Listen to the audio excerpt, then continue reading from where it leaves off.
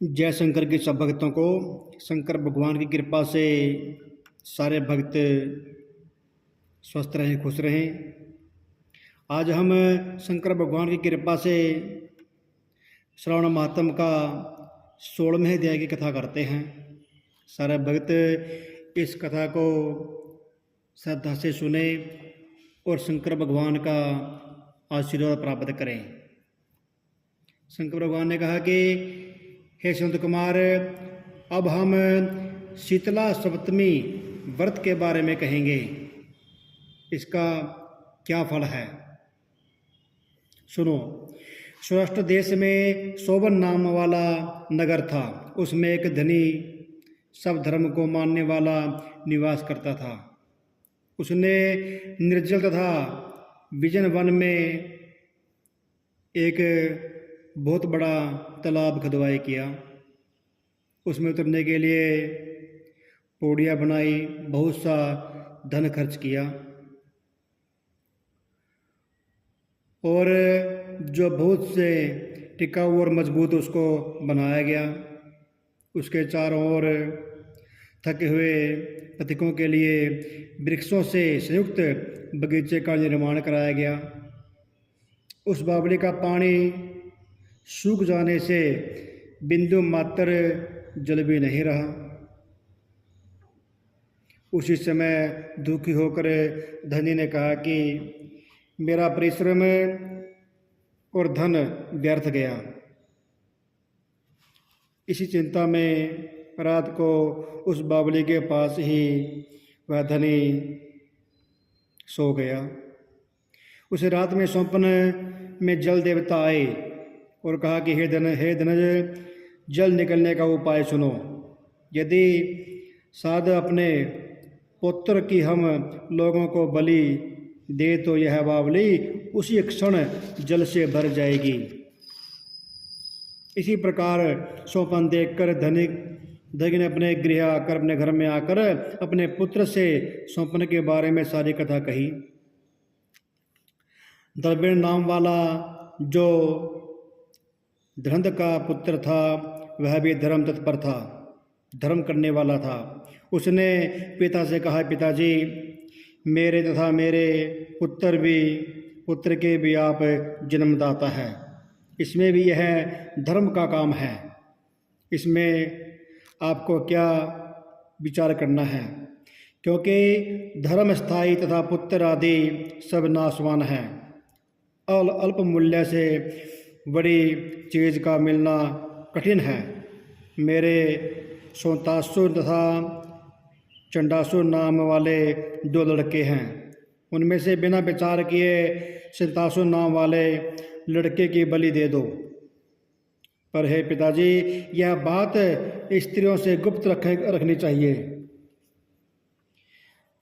गुप्त का प्रकार यह है कि मेरी पत्नी गर्भवती है, प्रसव का समय निकट है, वह अपने बाप के गृह में जाने वाली है। उसके साथ मेरा कनिष्ठ बालक भी जाएगा। उसी समय हे तात यह काम निर्विघ्न हो जाएगा। धृंध ने पुत्र का यों संवाद सुनकर संपर्क हो कहा कि हे पुत्र, धन्य हो, तुम मेरे लड़के हो, अतः मैं भी धन्य हूँ। मैं स्वयं को पुत्र वाला मानता हूँ। इसी बीच पिता के गृह से सुशीला पत्नी का बुलावा आ गया और वह पिता के घर अदेतु गई।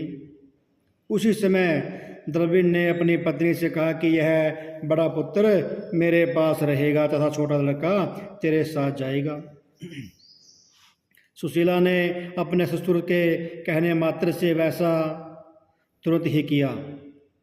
उसके जाने के बाद पिता और पुत्र दोनों ने उस संतासु लड़के की देह में तेल लगाकर नहलाया और सुंदर कपड़े और आभूषणों से उसे भूषित किया। वरुण नक्षत्र पूर्वाषाढ़ा के आ जाने पर प्रसन्नता से उस बावली के किनारे पर उस लड़के को खड़ा कर दिया। दोनों ने कहा कि इस लड़के की बलि से जल देवता प्रसन्न हो जाओ। उसी क्षण उस पुत्र की बलि से सुधा तुल्य जल से बावलियाँ परिपूर्ण हो गई। दोनों बावली को जल से भरी हुई देखकर प्रसन्न और पुत्र के नाश से दुखी हो अपने घर लौट आया। अपने पिता के घर सुशीला तीसरा लड़का पैदा करके 3 महीने के बीत जाने पर अपने ससुराल को चली। उसी बावली के पास आई तो उसे जल के परिपूर्ण देखकर विस्मय को प्राप्त होकर उसमें स्नान करके बोली, हे मेरे ससुर का उद्योग तथा धन का खर्च यथोचित हुआ, सफल हुआ। उस रोज श्रावण महीने के शुक्ल पक्ष की सप्तमी तिथि थी।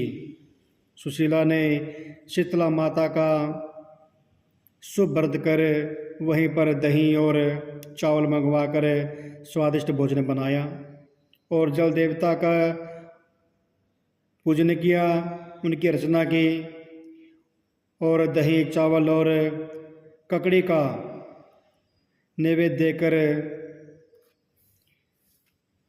ब्राह्मण को दान दिया। अपने बालक सहित उसने भी उसी दही चावल और ककड़ी का भोजन किया। वहाँ से सुशीला का गांव 4 कोस पर था।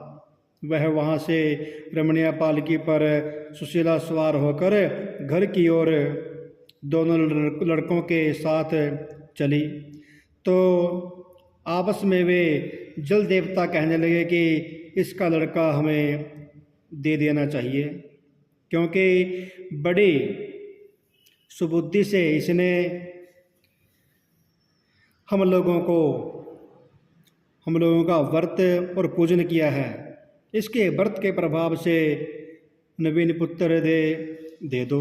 यदि पूर्व का उत्पन्न लड़का नहीं दिया तो हमें प्रसन्नता का क्या फल होगा। इसी प्रकार दयावान जल देवताओं ने आपस में बातचीत करके उसे जल से बाहर निकाल कर विदा कर दिया। माँ को देखकर लड़का माँ के पीछे भागता हुआ माता जी ऐसा कहकर पुकारा। तब लड़के की ऐसी वाणी को सुनकर माँ ने मुड़कर देखा। सुशीला अब लड़के को देखकर चकित हो उसको अपनी गोद में बैठा लिया और सोचा कि यदि इसको पूछूंगी तो यह डर जाएगा। वह अपने चित्त में विचारने लगे कि यदि इसे यहाँ कोई चोर ले जाता, कोई भूत पिशाच से पकड़ लेता तो इसका क्या होता। और घर के संबंधी चिंता के समुद्र में गोता लगा रहे थे। ऐसा विचार युक्त हो सुशीला अपने मकान के दरवाजे तक पहुंच गई और पिता पुत्र दोनों विचार मगन हो कहने लगे कि सुशीला क्या कहेगी तथा इसके पूछने पर हम इसे क्या कहेंगे। इसी बीच तीनों बालकों के सहित सुशीला अपने घर पहुंच गई। ससुर तथा पति ने बड़े पुत्र सिंतासु को देखकर परम आश्चर्यचकित हो प्रसन्न हो पूछा कि हे सुचीमते, तूने किस पुण्य या किस व्रत को किया था। हे वामिनी, पतिव्रता हो, धन्य हो तथा पुण्यवती हो। इस सिंतासु को मरे आज 2 महीने बीत गए, परंतु तुमने फिर इसे कैसे प्राप्त किया तथा बावली भी जल से परिपूर्ण हुई। जाते समय यहाँ से एक लड़के को ले गई थी तथा आते वक्त 3 पुत्रों को लेकर आई हो। हे सुब्र, वंश का उद्धार तुमने किया है। हे सुबाने, मैं क्या तुम्हारी स्तुति करूं। यों ससुर ने प्रशंसा की और पतिदेव ने प्रेम से देखा। सास ने भी स्तुति की। प्रसन्न होकर उसने कहा कि यह सब सुमार्ग पुण्यफल है। इस संसार में मनोविलासित भोग उपभोग कर परमानंदित हुए। हे वत्स, आपसे यह शीतला सप्तमी व्रत कहा।